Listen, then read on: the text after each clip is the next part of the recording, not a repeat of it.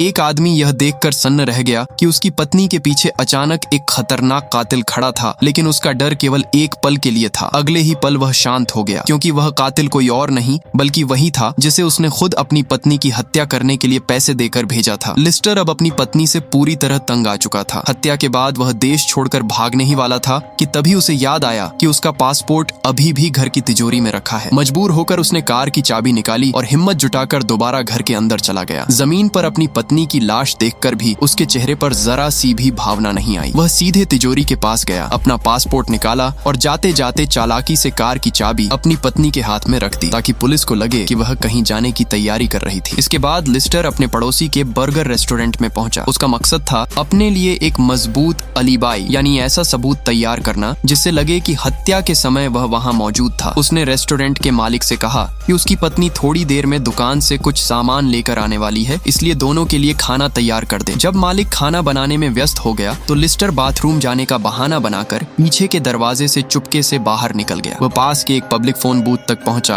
और वहीं से पुलिस को फोन करके हत्या की सूचना दे दी। फोन रखने के बाद वह उसी रास्ते से वापस रेस्टोरेंट आया, बाथरूम में जाकर फ्लश चलाया ताकि किसी को शक न हो, और फिर आराम से अपनी सीट पर बैठ गया जैसे कुछ हुआ ही न हो। कुछ ही देर बाद पुलिस की गाड़ियां सायरन बजाती हुई घर की ओर दौड़ पड़ी। जब पुलिस मौके की जांच कर रही थी तभी लिस्टर भी वहां पहुंचा। उसने ऐसा नाटक किया जैसे उसे अभी अभी इस हादसे का पता चला हो। वह जोर जोर से रोने लगा, सदमे में होने का अभिनय करने लगा और ऐसा दिखाने लगा कि उसकी दुनिया उजड़ गई है। उसकी हालत देखकर पुलिस चीफ ने उसे संभाला और कहा कि वह उसे पहले पुलिस स्टेशन ले जाएगा, लेकिन लिस्टर ने मना कर दिया। उसने कहा कि वह अपनी पत्नी को आखिरी बार अलविदा कहना चाहता है। असल में उसे अचानक याद आया था कि उसका हवाई जहाज का टिकट अभी भी उसकी पत्नी की जेब में रखा हुआ है। भावुक पुलिस चीफ उसकी बात मान गया और उसे लाश के पास जाने की अनुमति दे दी। अब तक लिस्टर को लग रहा था कि उसकी पूरी योजना सफल हो चुकी है। घटनास्थल पर मिले पैरों के निशान भी अब उसके बनाए हुए झूठ से मेल खाते दिखाई दे रहे थे, लेकिन जैसे ही वह अपनी आखिरी चाल चलने वाला था तभी एक दूसरे पुलिस अधिकारी ने उसे रोक दिया। उसने सख्त आवाज में कहा, माफ कीजिए सर, आप शव को हाथ नहीं लगा सकते।